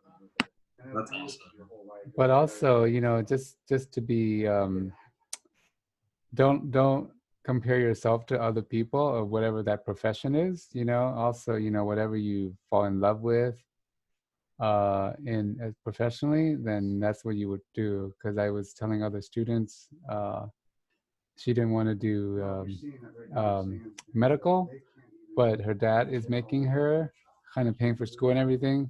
But I said, you're going to be having people's lives in your hand and you don't want to go into it, but you're doing it for your dad. It's like, it kind of doesn't make sense because now you have people's lives that you're supposed to be caring for.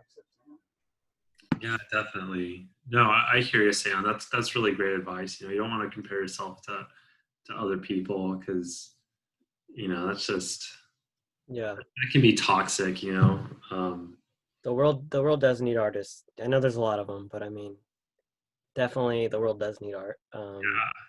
And like for sure, my parents, when I started, I also changed my major like a million times, and it's because like I kind of knew I wanted to do art too, and I wanted to become a teacher because I decided to take English in the hopes of becoming a teacher because I felt like that was like more stable. But I didn't really like, I don't know, that English was not necessarily my thing. It's great, it wasn't my thing. And then I ended up, ending up where I started, and I just like did a whole like roundabout way. But I'm here now, and I'm happy that I chose it. And my parents weren't too happy when I was just like coming home. My dad especially, because he had to do like hard labor when he was like a kid, and he was like my age, and it's not really relatable when you come home and you see your son like doing like he thought it was like arts and crafts stuff. But like I know what my end goals are, and you should have your own goals and know what your mission is, and don't be deterred by like what other people say. And I'm happy where I'm at now. I'm working at the studio and I get to teach game dev, and I feel like I'm making like a difference. And the time is up now. So I just put in the chat, you guys. So we're meeting again next week. I know it's back to back for this month because of the holiday.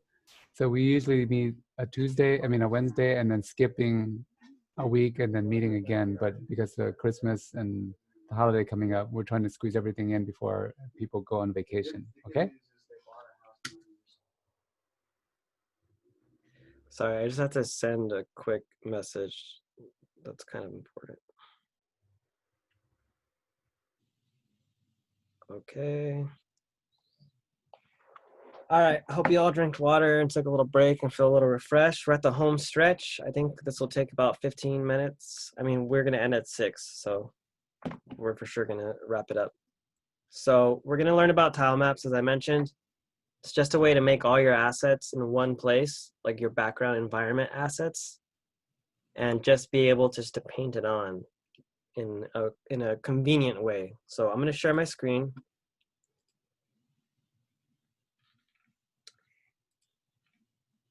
Okay.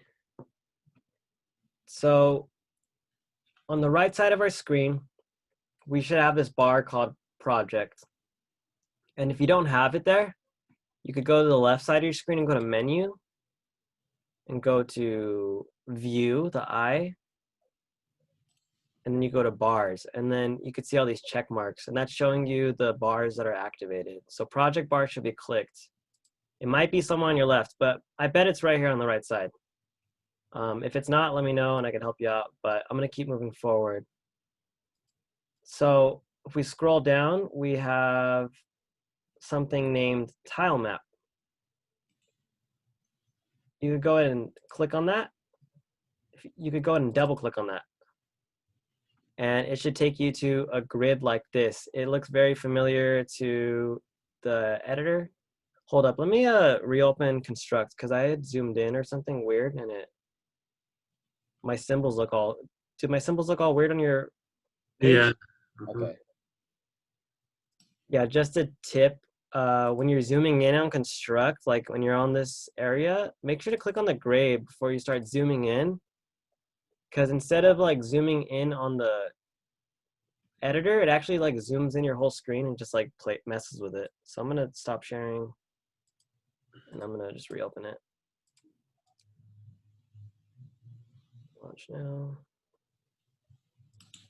Open. All right.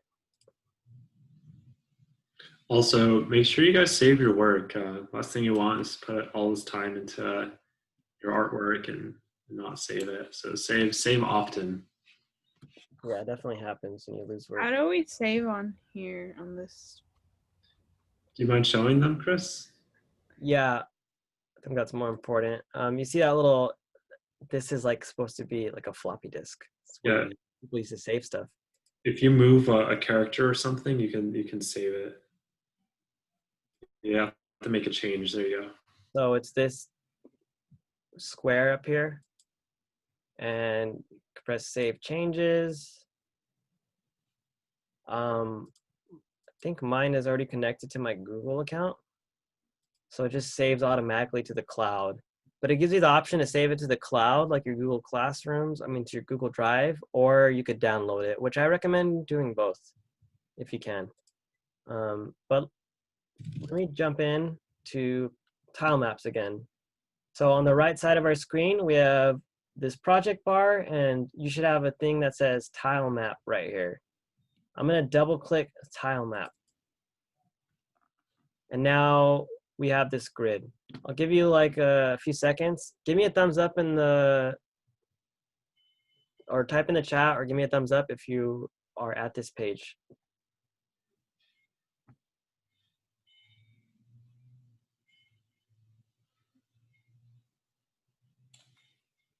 Thumbs up, cool.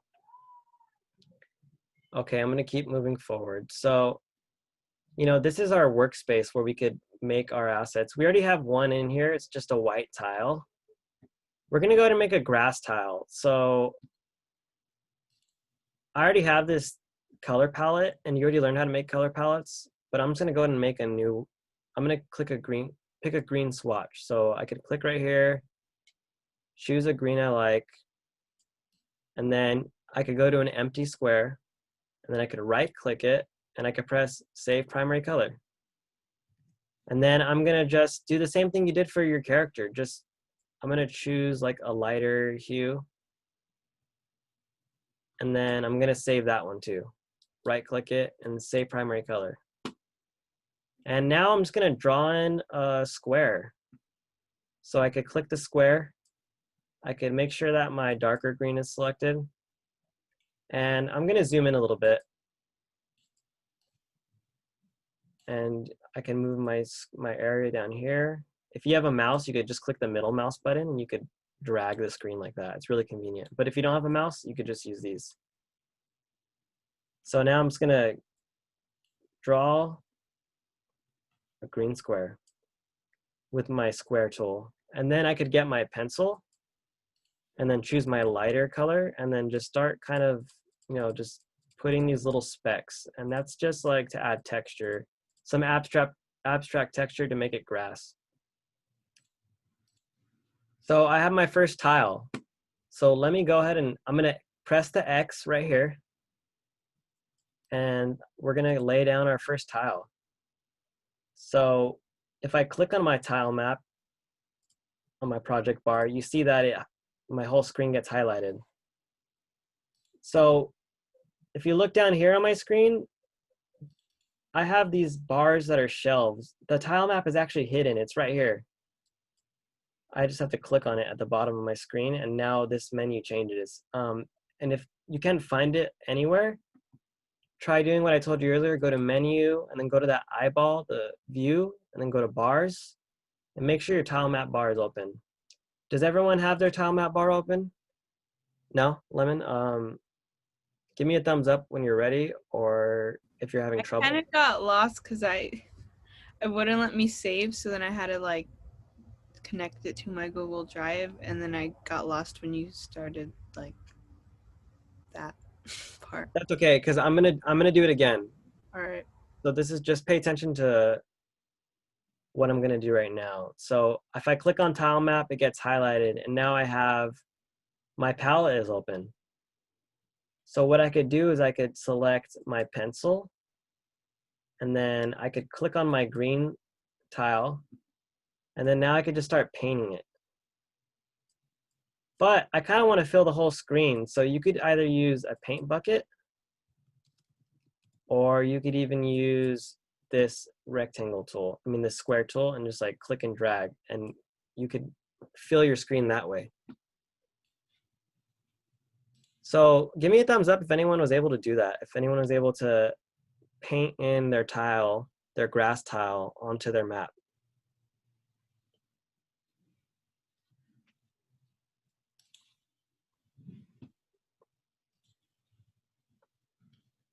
We got one thumbs up.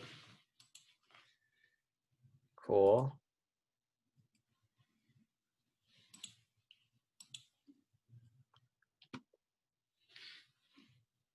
Is anyone lost besides Lemon? We're gonna do it again right now. I think I'm just gonna move forward then. Hopefully you're able to paint it. So that's just a one tile set.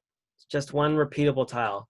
We're gonna do this thing called a 9 tile set, and that lets you be more modular with it and really customize, like for instance, you're making a path or a river. You could make it curve and just like zigzag. So what I'm gonna do is I'm gonna double click again in the project bar on my tile map. And now I'm gonna make a 9 tile set. So I'm gonna make a dirt road. Maybe you're gonna make like just like a concrete road, but for mine, I'm gonna choose some brown colors. So I could just double click. Well, I could choose my color first. Kind of gonna go in the reddish orange area, and then I'm gonna put this arrow down and make it darker. And now I could right click an empty square and press save primary color. And then I could get a lighter color, a lighter version of the color, and save that too for my texture. And now I'm gonna get my rectangle tool. I'm gonna draw my 9 tile set on this side of the screen, because we might be doing some erasing and it might like get a little messy. And I'm gonna zoom in. And then I'm gonna, move my screen so I'm centered in the area of interest. And so we're gonna cover this, we're gonna draw a rectangle and it's gonna cover 9 tiles and it's gonna make a square. So it should be 3 in each row and column. Oh, that's my lighter color. I could just go up here and press the undo button, choose my darker color. And so once again, there you go. So now I have my base. So before we start adding texture to it, what I'm gonna do is I'm gonna carve out the corners of this. So instead of using my eraser tool, I'm actually gonna choose the color of my grass because it's gonna be like embedded on the grass. And if we erase it, it's just gonna be like transparent right there instead of blending in. So I'm gonna choose my grass color and then I'm gonna go ahead and zoom in. And then I'm gonna use my pencil tool and I could just paint in the corners. I'm gonna change my brush to 2 instead of 1.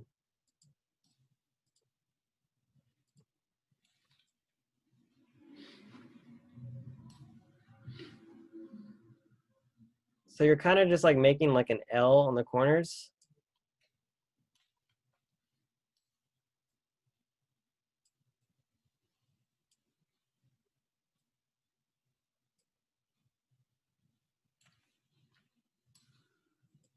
I'm also adding like a little detail in the center. And then I'm gonna take my brush down, my pencil size back down to 1. And then I'm gonna feather the edges. I'm just gonna like draw some like areas where like more grass is kind of growing in on these edges. And you could do the same if you want. But I'm gonna keep moving forward because we're running out of time. So this is just a detail thing. And also you could, add some more details to your actual dirt too. It looks very bad, but I want you just to learn the concept. So now I have my dirt road. I have a 9 tile set. And so I'm gonna choose the middle tile. I'm gonna zoom in. Make sure your tile map is clicked right here in the project bar. And I could move my screen. And now I'm gonna choose that center tile. And I'm gonna block out my path. So I'm gonna get my pencil tool. And then I could just start drawing a path. And we recommend that you do the path at least 2 tiles wide.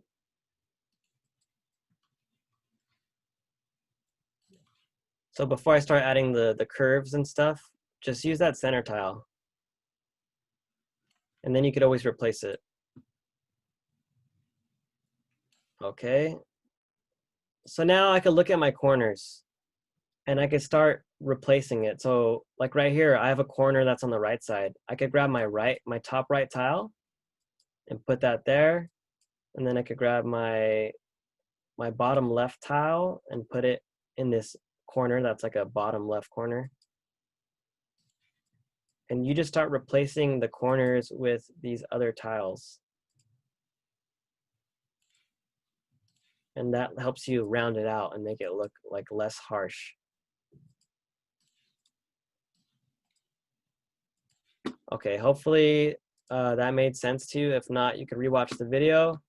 I'm gonna show you one last thing, and it has to do with making because basically the game right here, you could walk through all this stuff. But what if I wanted to make like a tile that was impassable, like water or lava? So I'm gonna click on my tile map again. And I already have a blue color selected, so I'll just quickly make it. And I could just fill in a square. So now I have my tile. That's supposed to be water. Click on my tile map on my project bar. Select that blue, and now I'm gonna get my pencil. And let's say I'm gonna paint it on over here. I want this to be solid. This is supposed to be water too, by the way. but then when I go through it, you know, I could pass it. You've added behaviors, right? Yeah, they have, Chris. Okay, so what we're gonna do really quick is you could actually add a behavior to the tile map. So we're gonna right click it. And then we're gonna go to edit behaviors, add new behavior. We're gonna give it a solid behavior. So now when I press play, it actually messes up the game because now everything is solid and I can't pass through it. So what we're gonna have to do is decide what we want to be solid and what we want to be passable. And so for like my grass, I wanna be able to walk through it. So you can actually double click on an individual tile and it opens up like an individual editor. And in that individual editor, there's this button right here. It says use collision. Unclick that. So after you add your solid, you could unclick the collision button so it won't be solid. Hopefully that makes sense. So for our dirt path, we want to be able to walk on that. So we're gonna have to go to each tile and unclick this because I want to be able to walk on it. Unclick, unclick that, double click, unclick collisions. So that's gonna let me walk on top of it. I'm gonna keep my water with the collisions on because I want that to be solid. But I think that's enough. Let me press play and see if it works. So let's see, I could walk on the dirt, I could walk on the grass, but now this is solid. So, you know, you can make a lot of games just with that concept. You can make a maze game, you can make a jumping game. Oh wow, I turn around for a few minutes and Richard has a cat parrot. But you guys survived the art class, so thank you for sticking around. I hope you learned a thing or two. Thank you, Seon, for having us as our good guest. It's really cool. I appreciate like all of the participation and you having your camera screens on. Thank you, Chris and Richard. Yeah, I have the same kind of black cat, actually. Oh, cool. Yeah, Yeah. this is Bubby. He's bugging me because he's hungry right now. It's his dinner time. Thank you guys so much. I hope we didn't like overwhelm you with too much information. Like Emily and Gabe were saying at the beginning, hopefully we can have an open lab. So if you guys have any other questions, if you guys want any more, you know, tips and tricks, or if you're lost at all, definitely Reach ask. out, send us an email, schedule a session. Yep. Also, I don't know if we have like an end survey or anything like that, but like I for sure would like to get feedback from all of you because you're older than what I'm used to teaching too, and like I want to see what works and what doesn't work. Like if certain parts you felt like could have been like cut out or more stuff could have been elaborated on. I think it's useful. We're iterating just like you guys are. Yeah, definitely. Yeah, Chris, are you asking about like for each session of the feedback or just at the end? Because I know we do give them a emotional and behavioral pre and post survey, but I think that's something, I think you're asking for like specific, like the class for your teaching, right? You all are doing. Yeah. Mm-hmm. Go ahead, Gabe. So we have on the Google Classroom, go ahead and like, we have that forum. I don't know if any of you have ever used that forum before. We're using it to reach out to you guys, like to show you kind of our progress in some of these things. If you have any drawings or anything you'd like to share, I saw some things in the chat. Somebody made like a funny version or like comparing their drawing to Richard's and they said it looked really funny. I'm like so curious to see how that looks. So post your screenshot. If you can, post a screenshot of your artwork in the Google Classroom forum. We would love to see what you guys did. We know that this is your first iteration and your artwork's gonna look completely different once you get a little bit more into it. But yeah, we would love to see your progress. So yeah, please. This is a safe space. No judgment here. So definitely.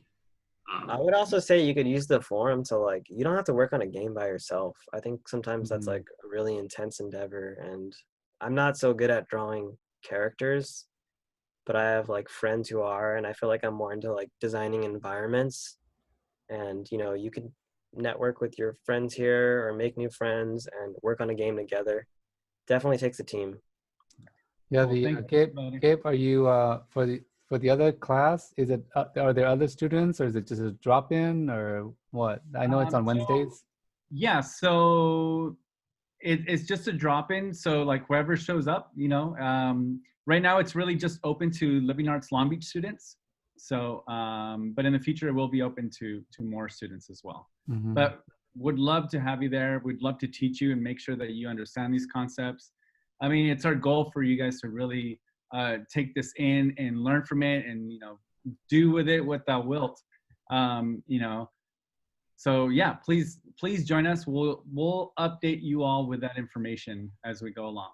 So, and post on the forum, Erica. I think that was you're the one with that comment, right?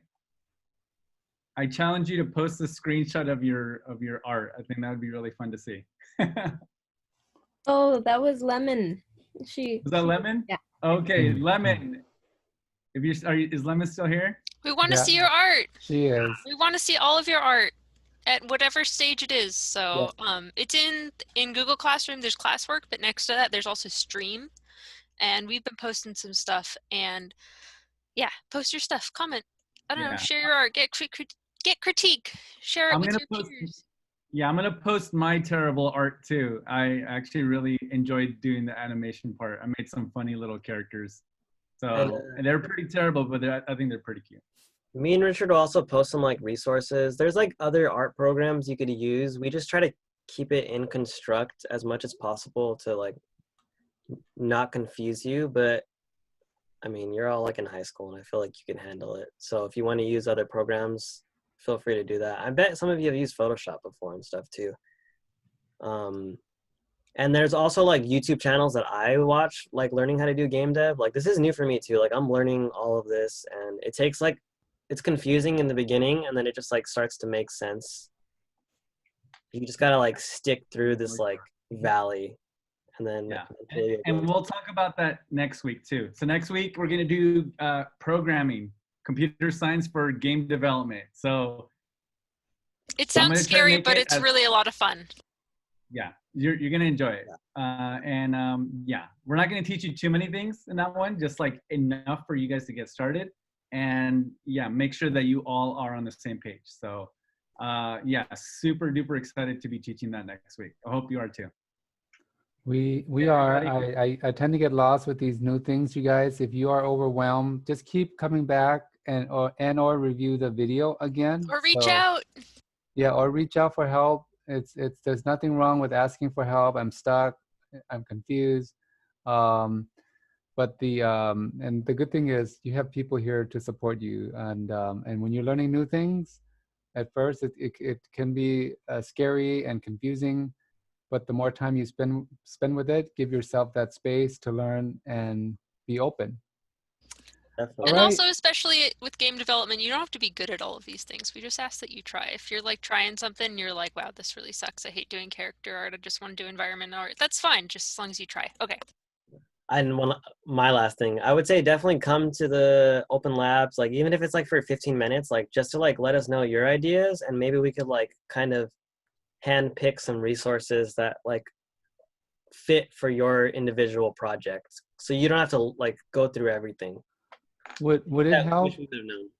Sorry, would it help, guys, if they have a question first to send to you all, and then you can research it, and then that way, maybe the visit would be shorter, or maybe you can address that specific question.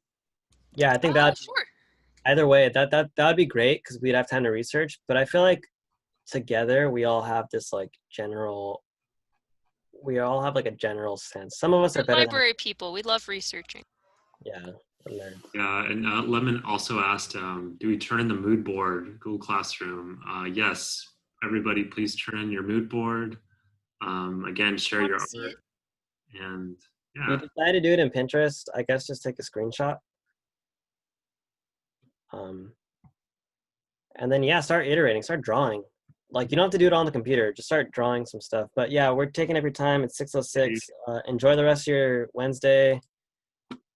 Bye, everybody. Thanks again. Thank you guys so much. Bye. Have a good night. Here's my cat, Thank you. Shushu. She just came in. My cat's sleeping. Sleep all day. I like that. All right. Bye, everyone. Bye. Thank Bye, you. thank you. Gabe, if you want to send that link, I mean, it was good that you sent it out. If you want to send that link again for the separate meet, I can forward to them or send it to the group. Okay, yeah, I will send it to you tomorrow, Seon. That meet is yeah, so that happens on the Wednesdays that we don't have the. Okay. Yeah. But I'll send you the link so closer to the date maybe, because I think that would work better. That's fine. All right. Any other questions? Good night. Bye, everyone. Bye, you guys. Thank you so much. Bye. All right, we have to go because we're off. So farewell. And meeting for all.